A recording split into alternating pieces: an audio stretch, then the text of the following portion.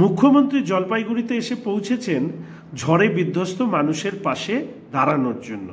কিন্তু সত্যি এই তাড়াহুড়ো করে আসবার পেছনে এটাই কি কারণ, নাকি প্রধানমন্ত্রীর নির্দেশে যখন মাননীয় সাংসদ জলপাইগুড়ির ডক্টর জয়ন্ত রায়, বিরোধী দলের মুখ্য সচেতক বিধায়ক শ্রী মনোজ টিগ্গা, ময়নাগুড়ির বিধায়ক শ্রী কৌশিক রায় সহ ভারতীয় জনতা পার্টির সাংসদ বিধায়করা ঝড়ে বিধ্বস্ত মানুষদের পাশে দাঁড়ানোর জন্য ঝাঁপিয়ে পড়েছেন, নির্বাচনের মুখে দাঁড়িয়ে মাননীয় মুখ্যমন্ত্রী তাড়াহুড়ো করে জলপাইগুড়িতে এসে পৌঁছেছেন।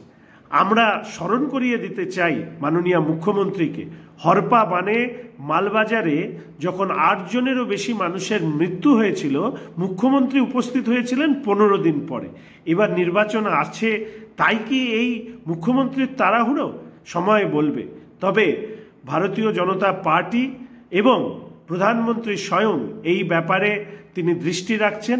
ঝড়ে ক্ষতিগ্রস্ত মানুষের পাশে দাঁড়ানোর জন্য প্রধানমন্ত্রীর দপ্তরের থেকে ইতিমধ্যে নির্দেশ দেওয়া হয়েছে এবং তার সাথে সাথে আমাদের সাংসদ বিধায়ক তথা ভারতীয় জনতা পার্টি ক্ষতিগ্রস্ত মানুষের পাশে দাঁড়িয়ে তাদের উদ্ধারের কাজ থেকে শুরু করে তাদের পুনর্বাসন এবং সমস্ত বিষয় যুদ্ধকালীন তৎপরতায় ময়নাগুড়ি অঞ্চলে ধারাবাহিকভাবে কাজ করে যাচ্ছে। চিকিৎসা সংক্রান্ত ব্যবস্থা থেকে শুরু করে তাদের রাত্রিযাপন এবং অন্যান্য সমস্যার সমাধান করবার উদ্যোগ প্রধানমন্ত্রী দপ্তরের নির্দেশে সাংসদ বিধায়ক ভারতীয় জনতা পার্টির এবং দলীয়ভাবেও এই কাজ ধারাবাহিকভাবে করা হচ্ছে।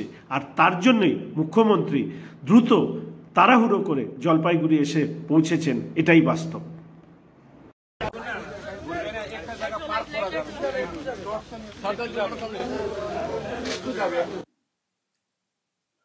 শঙ্কর ঘোষ বিজেপি এমএলএ উনি এই কথাটা বললেন যে মুখ্যমন্ত্রীর এই যে তড়িঘড়ি চলে আসা রাতেই, আসলে পেছনে হচ্ছে ভোট অঙ্ক, ভোট রাজনীতি। তা না হলে আসতেন না। যেমন আসেননি মালবাজারে যে ঘটনা ঘটেছিল, মানে সেখানে আর কি, সেখানে অনেক মানুষ মারা গিয়েছিলেন, উনি কিন্তু আসেননি, অনেক দিন পরে এসেছিলেন।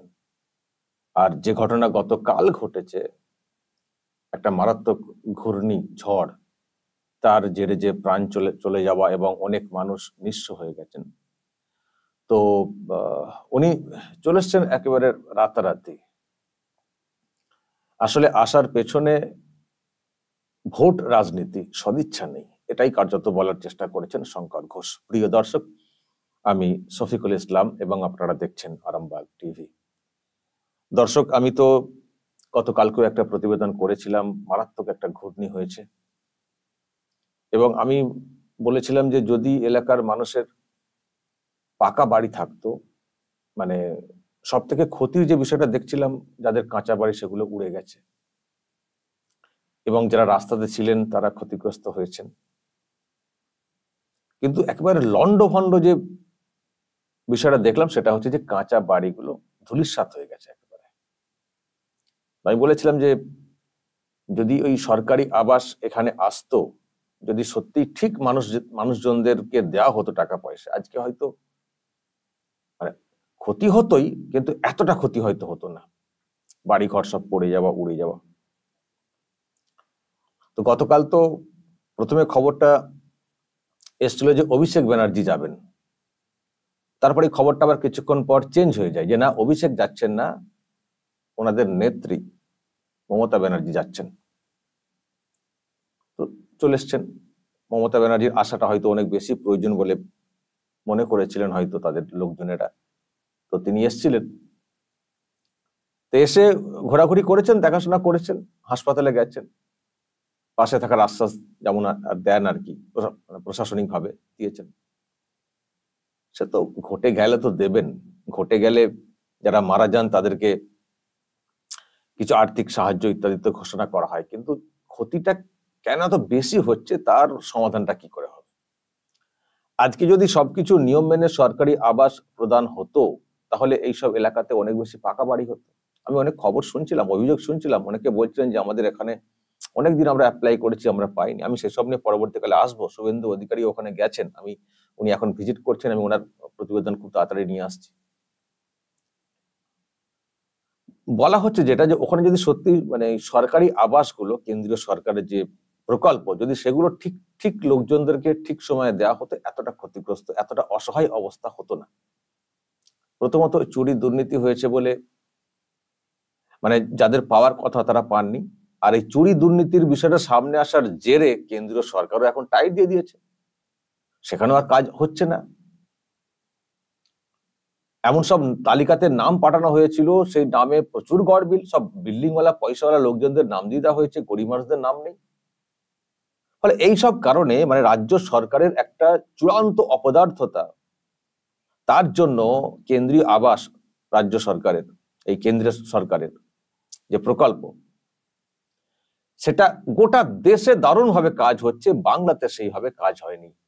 মানে যদি সব থেকে বড় দায়ী বলা যায় তাহলে বলতে হবে এই রাজ্যের শাসক তথা সরকার। এখন ঘটনা ঘটে গেছে, আহা উহু, পাশে আছি, অমক আছি তমক আছি বলতে সব ছুটেছেন একেবারে রাতারাতি।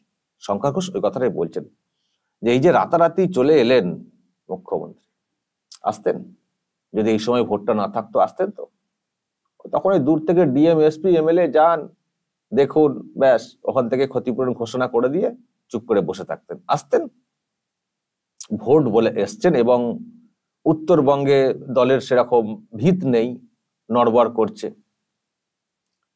ফলে এই সময় যদি একটু পাশে থেকে আহা উহু করা যায়, আছি, সব করে দেবো, দিন, আধার কার্ডের জেরক্স কপি জমা দিন, এইসব করে যদি আর কি একটু পাশে থাকার বার্তা দেওয়া যায়, এই সময় সরকারি মেশিনারিকে ব্যবহার করে যদি একটু আর কি কাজে লাগানো যায়, সরকারি সব সাহায্য আসবে, সরকারি ক্ষতিপূরণ হবে, কিন্তু মাইলেজটা নেওয়ার চেষ্টা হবে নিজেদের তরফ থেকে, দলের তরফ থেকে। যদি এই সময় এটা করা যায়, শেষ মুহূর্তে ভোটের এখন ওইদিকে প্রথম দিকে ভোট হবে, যে দফায় ভোট রয়েছে, ফলে এই সময় যদি একটু পাশে আহাউ করা যায় তাহলে ভোটটা তো ভালো করে হবে। সেটাই কার্যত বলার চেষ্টা করেছেন শঙ্কর ঘোষ, যে আমরা যখন প্রধানমন্ত্রীর নির্দেশে এখানে কাজ করছি, এখানে আমাদের লোকজন রয়েছেন, রাতারাতি চলে এসছেন মুখ্যমন্ত্রী, ভোট না এদিক ওদিক হয়ে যায়। যদি ভোট না থাকতো উনি এখন আসতেন না, যেমন আসেননি মালবাজারের ঘটনার ক্ষেত্রে। এটাই এই প্রশ্নই কার্যত তোলার চেষ্টা করেছেন শঙ্কর ঘোষ। দর্শক কি বলবেন, আপনাদের কি মত? শঙ্কর ঘোষ যে কথা বলছেন ওটাই? আর এটাও কি আপনারা মানেন যে যদি সরকারি আবাস ঠিকভাবে পাওয়া যেত, দেওয়া যেত, তাহলে মানুষের এত ক্ষতি হতো না? এটাও কি আপনারা মানেন দর্শক? আমি এ নিয়ে আরো খবর আনছি, নজর রাখছি ওই দিকে। তো যেটা দেখলাম দর্শক, শঙ্কর ঘোষের এই মন্তব্য এবং মুখ্যমন্ত্রীর আগমন, যা বলার বলবেন দর্শক, নজর রাখবেন। আরামবাগ টিভিতে আমরা তো আরো খবর করবে, কিন্তু এ নিয়ে আপনারা বলবেন যা বলার কমেন্ট বক্সে। নজর রাখবেন আরামবাগ টিভিতে।